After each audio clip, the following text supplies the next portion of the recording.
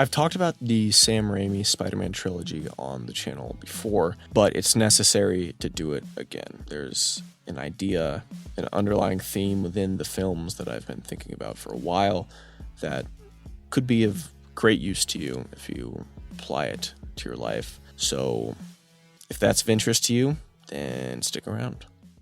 This channel exists to encourage you to be your best self through lessons that are primarily rooted in biblical and stoic principles.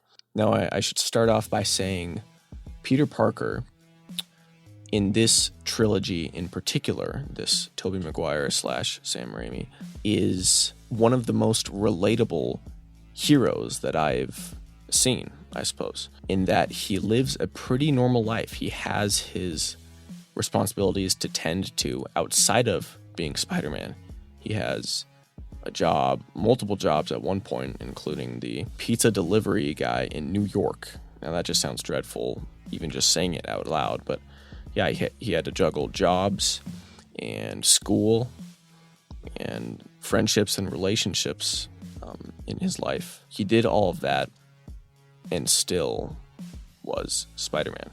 Now, I say he's a realistic hero because, again, those are things that probably anyone can relate to, unlike with an Iron Man, for example. He's not really hurting for money, you could say. He's got that figured out.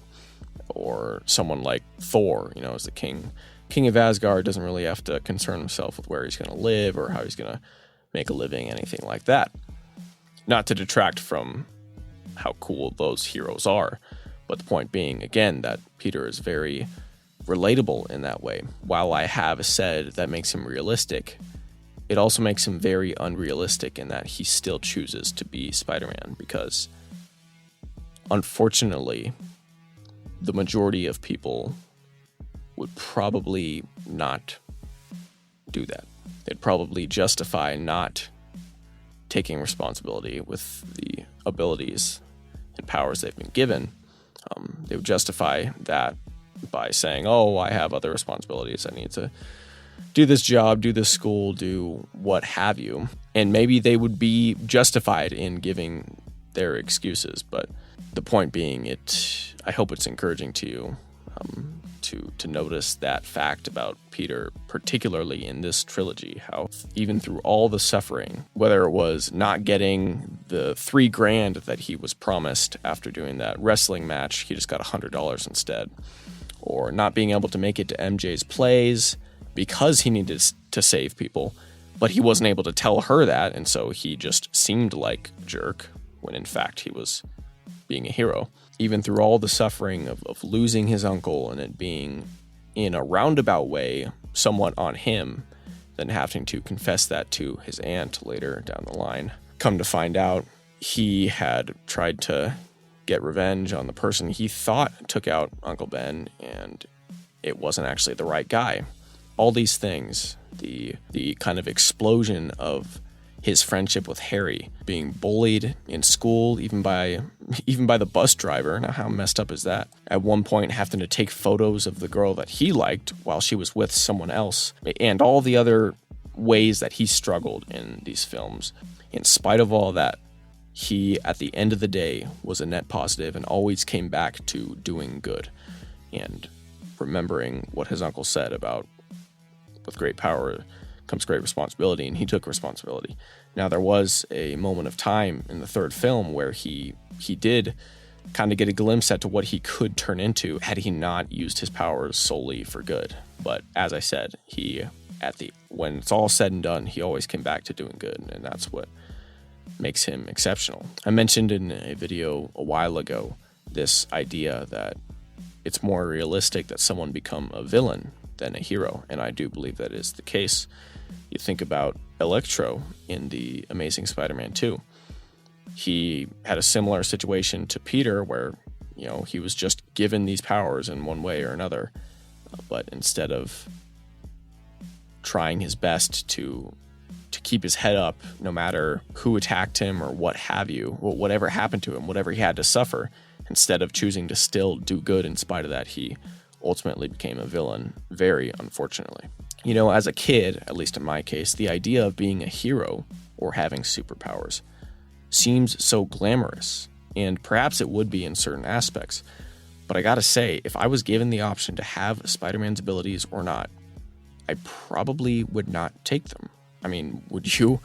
The popular line from the film couldn't be more relevant or true. With great power comes great responsibility. And sure, it's a fun line to quote when referring to someone else's situation.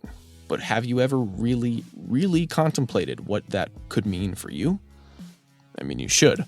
We all have powers, quote unquote, or abilities of sorts.